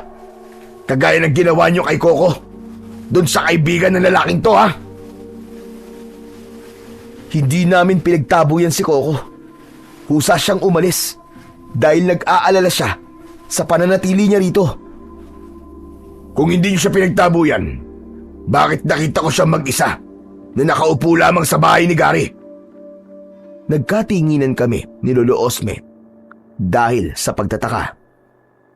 Imposible ang sinasabi mo na yan, Ador. Kami pa nagatid kay Coco sa sakayan ng tricycle. Baka nagkakamali ka lang sa nakita mo. Gumagawa ka lang ng dahilan para may pag-usapan. Kung sa bagay, wala naman akong pakialam kung nandito man si Coco o wala eh. Ang mahalaga para sa akin ay pera. Kaya't bilisan nyo na. Bigyan nyo na ako ng pera para makabawi pa ako sa sugal. Tumigil ka na, Ador. Wala kang makukuha sa akin ni Sikod Duling. Ganun ah. Agad na sinunggaban ni Ador ang bulsa ni Lolo Osme at pilit niyang dinudukot ang pera doon. Kaya naman, wala na akong nagawa kundi ang itulak siya. Sa lakas ng pagkakatulak ko sa kanya, bumalandra siya sa dingding ng bahay ng matanda. Anak ng 7 kamote oh. Ano sa tingin mo ang ginawa mo ha? Umuwi ka na, Ador. At huwag mo na akong guguluhin dito. Hindi ako uuwi hanggat hindi ko nalalaman kung bakit biglang naging malakas si Pablo at hindi mo ako binibigyan ng pera. Tsaka teka, bakit meron kang sugat sa dibdib ba? Kalmot ba yan? Saka ko lang naalala ang mga kalmot ng aswang sa dibdib ko. Kaya agad akong umiwas sa kamay ni Ador. Humarang si Lolo Osme para pigilan ito. Huwag mo lalapitan si Pablo. Hala, sige na. Makakaalis ka na. Halata sa inyo na meron kayong tinatago sa akin eh. Hindi magtatagal. Malalaman at malalaman ko rin kung anong dahilan kung bakit may kalmot sa dibdib si Pablo. Bigla kong kinabahan dahil sa uri ng tingin ni Ador bago ito lumabas ng bahay ni Lolo Osme. Hindi maganda ang kutob ko. Baka mapagbintangan ka sa pagkamatay ni Rodel at ng mga kaibigan niya. Kailangan nating umisip ng paraan kung paano natin mapapaniwala ang mga tao na wala kang kasalanan. Kabisado ko na ang tumatakbo sa isip ng Ador na yon. Kung ganun po, maaaring masira po ang plano natin. Huwag ka magalala. Ako bahala doon. Teka, sandali lang. Kailangan muna natin magamot ang mga sugat mo at baka ma-impeksyon yan. Agad na ginamot ni Lolo Osme ang mga sugat ko sa dibdib. Pagkatapos ay nagpahinga kami sa aming silid. Kinabukasan ay nagising kami sa malakas na sigawan ng mga tao mula sa labas ng bahay ni Lolo Osme. Kaya naman, napabalikwas ako ng bangon at bumungad sa pintuan ang matanda. Sinasabi ko na nga ba't hindi gagawa ng maganda si Ador? Ikaw ang pinagbibintangan nila na pumatay kina Rodel at sa mga kasama niya. Dala nila ang katawan ng mga biktima. Ano pong gagawin ko, Lolo Osme? Wala po akong kasalanan, alam niyo yan. Alam ko. Ngunit paano natin ipapaliwanag sa mga tao na wala kang kasalanan? Wala nang ibang paraan. Kailangan ko po silang harapin. Panahon na para malaman nila ang tungkol sa mga aswang na anduduno. Sasamahan kita. Ipapaalam natin sa kanila kung ano ang totoo. Magkasama kami ni Lolo Osme nang lumabas ng bahay. Tumambad sa aming paningin ang 5 bangkay kasama ang mga tao na umiiyak. Sumisigaw sila ng katarungan sa pangunguna ni Ador. Mga kasama, nakita ko siyang sugatan kagabi. Kaya natitiyak ko na siya ang pumatay sa inyong kaanak. Walang katotohanan yan, mga kasama. Wala po akong kasalanan. Hindi po ako ang totoong bumatay sa kanila. Sinungaling ka. Alam ko na ikaw lang ang gagawa nito. Gusto mong masolo ang trabaho mo. Kaya mo sila pinatay. Tumigil ka, Ador. Minsan na ako nagkamali ng paratang sa tao. Huwag mo nang ulitin ang pagkakamaling yon. Ako ang makapagpapatunay na hindi si Pablo ang pumatay kina Rodel. Huwag na kayong magmalinis, Lolo Osme. Sanay na kayong gumawa ng kasinungalingan eh. Kaya bakit pa namin kayo paniniwalaan? Sige nga. Di ba mga kasama? Kailangan natin magkaisa.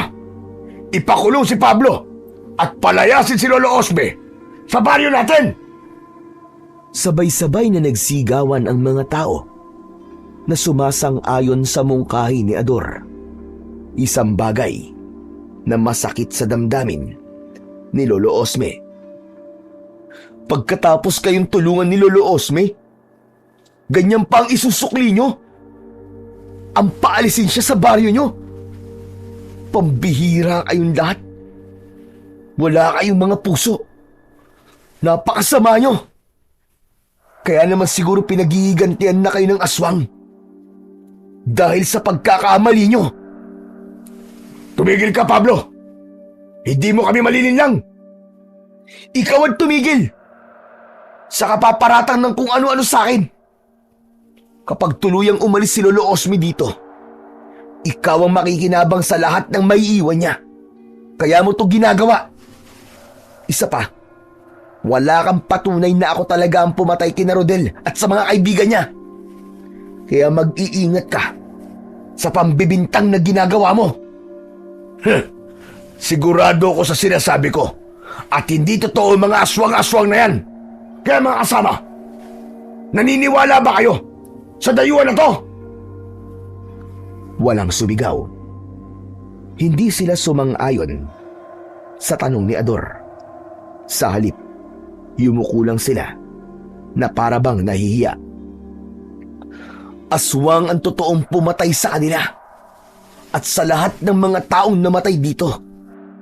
Ako mismo nakakita sa mga aswang na anduduno.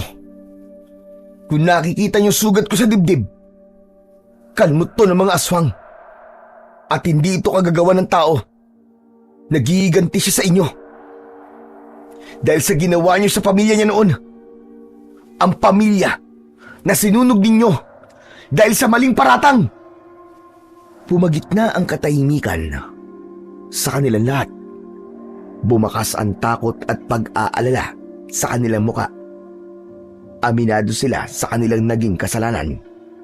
Maya-maya pa, si Lolo Osme naman ang nagsalita. Mga kasama, kailangan natin magiganda sa pagsalakay ng mga aswang sa baryo natin. Kalokohan! Hindi ako naniniwala sa mga sinasabi ninyo. Kung ang mga tao ay nabilog niyong ulo, pues hindi ako. Ibahin niyo ako. Patutunayan ko na si Pablo talaga ang pumatay kay Rodel. May patayan na nagaganap sa lugar na ito. Kahit nung wala pa si Pablo. Kaya huwag kang hangal, Ador. Wala ka na nga silbi. Nagdudulot ka pa ng kaguluhan. Baka isang araw, ikaw naman ang matsyempuan ng mga aswang na anduduno. Hindi nakasagot si Ador sa sinabing yun ni Lolo Osme. Tahimik siyang umalis at iniwan ang mga tao. Humingi sila sa akin ng pasensya at dinala nila ang katawan ng mga nasawi sa barangay hall. Salamat sa Diyos at napaniwala natin sila, Pablo. Dahil wala naman po talaga akong kasalanan, Lolo Osme. Natigilan ako sa pagsasalita nang mapansin ko si Coco. Nakatayo siya sa labas ng bakuran habang malungkot na nakatingin sa amin. Teka, si Coco yun ah. Anong ginagawa niya rito? Bakit siya nandito? Lapitan mo ang kaibigan mo. Totoo pala sinabi sa atin ni Ador. Hindi siya natuloy umuwi sa inyo. Pero bakit kaya? Nilapitan ko ang aking kaibigan na si Coco. Bakas sa kanyang muka ang pag-aalala. Coco, bakit nandito ka? Akala ko ba'y umuwi ka na? Tol, hindi ko kayang iwan ka eh. Hindi kaya ng pagsensya ko eh. Tapos ito pa ang madadatnan ko. Pinagbibintangan ka nila na pumatay kay Rodel.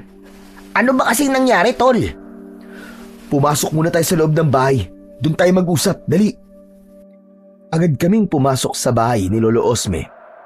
Pagkalapag niya ng gamit, ay agad siyang nagtanong sa akin. Tol, ano nangyari kay Rodel?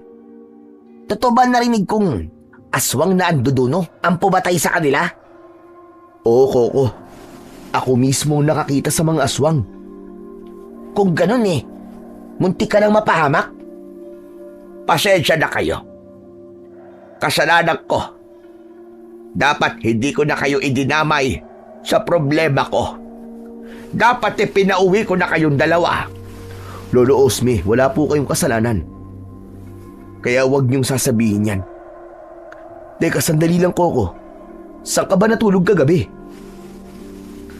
Natulog ako sa lumang bahay ni Tio Gary. Di na ako nakabalik dito dahil gabi na Natakot ako na baka matsyempuan ako ng mananabas Isa pa. Ano ba plano mo ngayon, Tol? Hindi pa ba tayo uuwi? May kailangan pa akong tapusin dito, Tol. Kailangan ko pang tulungan si Lolo Osme. Ang ibig mo sabihin haharapin mo mga aswang? Lalabanan mo sila? Talaga bang nagpapakamatay ka na? Kaya ko naman labanan ng mga aswang Ang inaalala ko lang ay ang kaligtasan mo. Ano na lang ang sasabihin sa akin ni Mang Gary kung mapapahama ka rito, di ba? Alam mo naman na siya na lamang ang natitira mong pamilya. Magmula nang mamatay ang mga magulang mo. Kaya nga nag-aalala ko na baka mapahamak tayo rito, Tol. Pero kung buo na ang desisyon mo na manatili mo na rito, sasama ako. Lalabanan ko rin ang mga aswang na yon. Kung ganon, maraming salamat sa inyong magkaibigan. Kailangan lang nating umisip ng paraan kung paano natin malalabanan ang mga aswang na yon. Maghihintay ulit ako sa kanya sa kakauyan. Malakas ang kutob kung babalik sila roon para mambiktima. Teka, nasa na nga palang itak mo, Coco? Bakit hindi mo dala? Naku, naloko na. Hindi ko na namalayan kung saan ko nahulog ang itak ko. Anak ng, paano yan? Kailangan mo na sandata na magagamit laban sa aswang. Teka, ako na lang ang gagawa ng paraan. Manghihiram muna ako ng itak kay Ador. Kailangan ko munang umalis. Babalik din kagad ako. Sige po, Lolo Osme. Mag-iingat po kayo. Agad na lumabas ng bahay si Lolo Osme, papunta sa bahay ni Ador. Ngunit pagsapit ng gabi, ay wala pa rin ang matanda. Bumundol ang kaba sa aking dibdib dahil sa labis na pag-aalala. Bakit kaya hanggang ngayon wala pa rin si Lolo Osme? Saan kaya siya nagpunta? Ano kaya ang nangyari sa kanya? Baka naman nag-away na naman sila ni Ador. Alam mo naman yun Hindi. Kakaiba talaga ang kabang nararamdaman ko ngayon. Para bang merong nangyaring masama kay Lolo Osme? Ano ka ba naman, Tol? Walang mangyayaring masama sa kanya. Ang mabuti pa kaya magpahinga na muna tayo. Bigla akong naramdaman ng antok Wala kasi akong maayos sa tulog kagabi. Sige, Tol, mauna ka na. Hihintayin ko pa si Lolo Osme. Tumayo si Coco mula sa upuan nito, saka pumasok sa kanyang silid. Ako naman ay lumabas ng bahay at naghintay sa balkonahe. Pagkalipas ng ilang minuto, hindi pa rin dumarating si Lolo Osme. Kaya naman, naisipan ko na sunduin na ang matanda. Teka, yung itak ko, nasa loob pala. Pagpasok ko ng bahay, ay nagulat ako nang makita ko si Coco na hawak ang aking itak. Coco? Anong ginagawa mo, Tol? Ngumisi si Coco na para bang biglang nagbago ang kilos nito. Malayo sa kaibigan na nakilala ko. Coco, akin ang itak ko. Baka mamaya masugatan ka niyan. Parang ito ang gusto kong gamitin, Tol. Sa'yo na lang ang itak na hiniram ni Lolo Osme kay Ador. Coco, alam mong hindi ko yung pinapagamit sa iba. Kaya akin na yan. Ibigay mo sa akin ang itak ko. Hindi ko akalain na ganito nang pala kadaling makuha ang itak na to. Matagal ko nang inaasam na mahawakan to eh. Ano bang ibig mo sabihin, Coco? Huwag kang magsalita ng ganyan. Para kang baliw eh. Pinatay ni Lolo Gastor ang lolo at lola ko, habang ang bahay namin ay ipinasunog ni Lolo Osme at namatay naman ang mga magulang ko. Sinadya kong pagsamahin kayo sa baryong to para iisa lang ang gagawin kong pag-atake. Ang galing ng plano ko, di ba? Nadala ko kayo sa lugar na to at sabay-sabay ko kayong papaslangin. Teka. Ano ba sinasabi mo, Coco? Hindi kita naiintindihan eh. Bihag ko si Mandoming. Binabantayan siya ni Tio Gary sa bahay niya. Ito na ang araw ng paniningil ko. Ang balikan ng lahat ng taong may atraso sa akin. Kasama sa pagiganti ko, ang patay ng lahat ng kaanak ng mga taong sumira sa buhay ko. Tuluyan na akong kinabahan nang maintindihan ko kung sino si Coco. Maya-maya pa ay narinig ko ang malakas na sigaw ni Lolo Osme mula sa labas ng bahay. Pablo, mag-iingat ka! Si Coco ang anak ng mga taong sinunog ng taong bayan. Kalaban siya. Siya ang pinuno ng aswang na andoduno. Kasama namin ang tatay mo. Iniligtas namin siya mula kay Gary. Papatayin ka na! Kasama ka sa pag-iigantihan niya! Dahil sa aking mga narinig, agad akong sumunggab kay Coco para agawin ang itak. Ngunit malakas siya, kaya bumalandra ako sa dingding.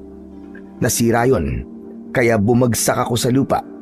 Itinutok niya sa akin ang itak habang nakangisi. Akala ko ba makapangyarihan to? Bakit parang wala yatang bisa? Coco, itigil mo na to. Wala kaming kasalanan sa'yo. Bakit mo to ginagawa?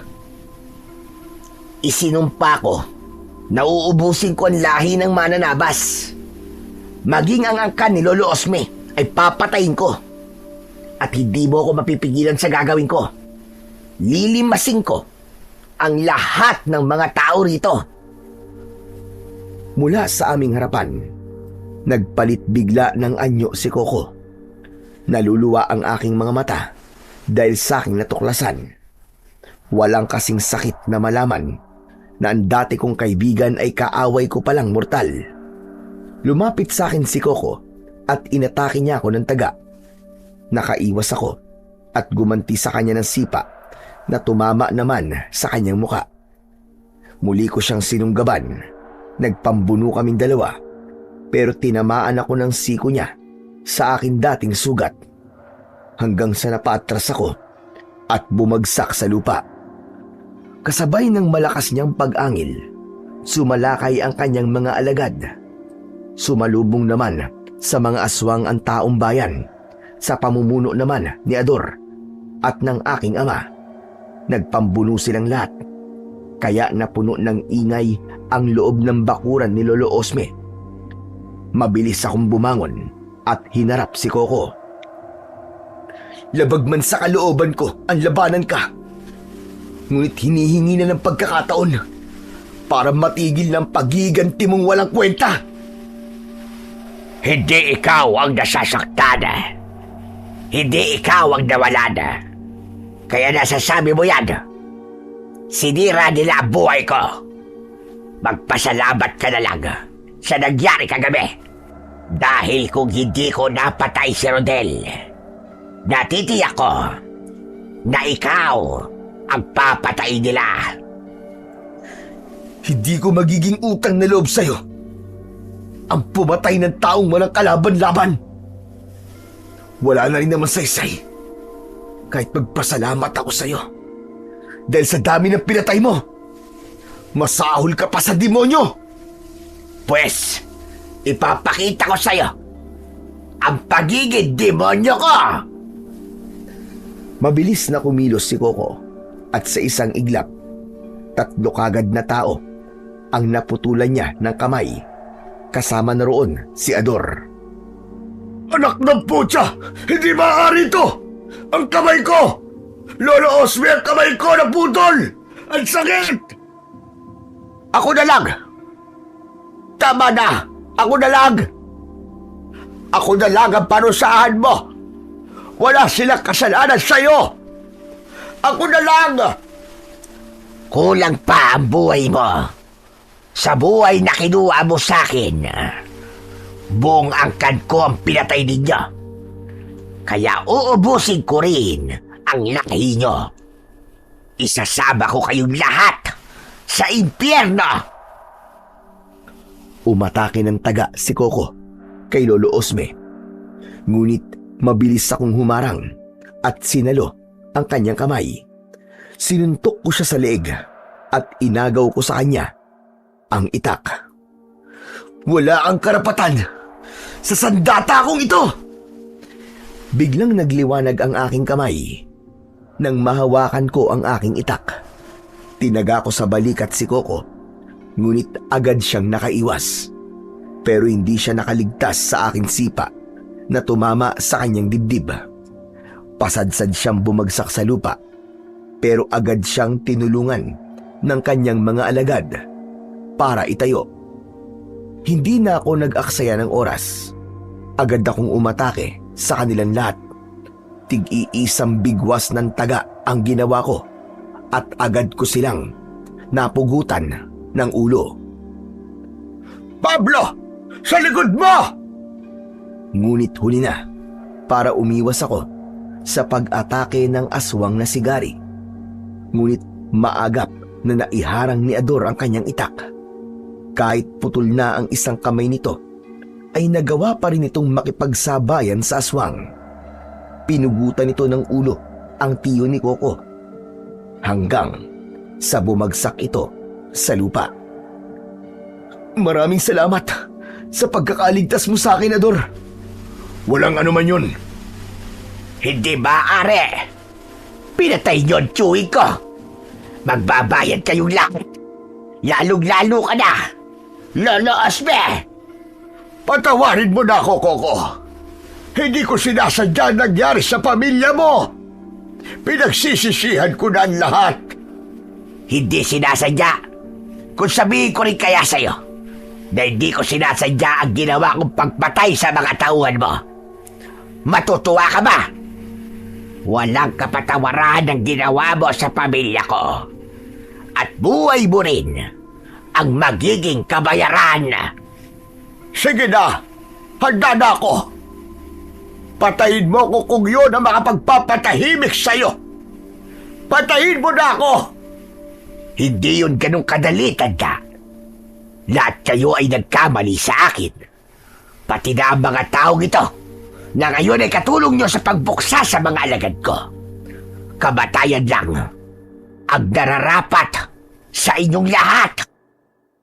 Paano naman kami na walang kasalanan sa'yo? Paano kami mga nadamay lang?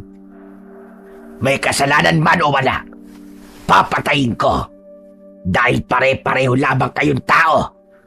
Pare-pareho kayong masasama. Tikman nyo ang pait ng paghihiganti ko! Mabilis at parang kidlat na kumilos si Coco. Naagaw niya ang hawak na itak ni Ador at sa isang iglap, naputulan niya ito ng isa pang kamay. Ganon din ang ginawa niya sa ibang mga lalaking tumulong sa amin. Hindi rin nakaligtas pati ang aking ama na si Mandoming. Agad kong iniharang ang aking itak sa harapan ni Coco at isang malakas na pagtaga ang ginawa ko. Sakto sa kanyang leeg. Nilaslas ko yun, kagaya ng ginawa niya sa kanyang mga nagiging biktima. Napaluhod siya sa lupa, habang ako naman ay umiiyak na nakapikit. ayokong makita ang kamatayan ng aking matalik na kaibigan. Patawarin mo ako, Koko. Kailangan kong gawin to para sa kaligtasan ng lahat. Mali ang paghihiganti. Masyado ka nagpadala sa galit at tukso ng kasamaan. Ngunit ganun pa man, lahat kami ay humihingi sa iyo ng kapatawaran. Patayin mo na ako, Pablo. Para hindi na ako makagawa pa ng kasamaan. Patawarin mo ako, kaibigan. Hanggang sa muli. Patawad! Patawad, Tol! Isang malakas na pagtaga ang ginawa ko habang nakapikit at umaagos ang masaganang luha sa aking pisngi. Kahit hindi ko siya nakikita, alam ko na nasusunog ang kanyang katawan sa kuryenteng dumadaloy sa talim ng aking itak. Hanggang sa wala na akong narinig na paglagablab ng apoy mula sa nasusunog niyang katawan. Dahan-dahan akong nagmulat ng aking mga mata at tumambad sa aking paningin ang abong katawan ni Coco. Tuluyan na akong napahagulgol ng iyak. Kaya lumapit sa akin si Ador. Patawarin mo kami, Pablo. Kung nadamay ka pa sa paghihiganti ni Coco. Yan ang dahilan kung bakit hanggang ngayon ay hindi ko mapatawad si Lolo Osme at ang aking ama. Idinaan ko sa pagpapahirap sa kanya ang konsensyang sila ang pumatay sa pamilya ni Coco. Hindi namin siya kagad nakilala. Kung hindi pa kami pumasok sa loob ng bahay ni Gary, hindi pa namin malalaman na siya ang bunsong anak ng pamilyang sinunog ng taong bayan. Ngayon, ay alam niyo na ang paratang sa kapwa ay masama. Dahil magdudulot lamang yun ng kaguluhan, paghihiganti, at maaari pang mauwi sa pagpatay. Sana matuto na kayo na ang pagbibintang ay walang maidudulot na maganda sa buhay ng tao. Ako ang pinagmula ng gulo. Patawarin mo ako, Ador. Pati sa abo ni Coco. Pinagsisisihan ko na gawa kong kasalanan at patuloy na ihihingi yun ng tawad sa Panginoong Diyos. Huli man, para sa paghingi ng tawad.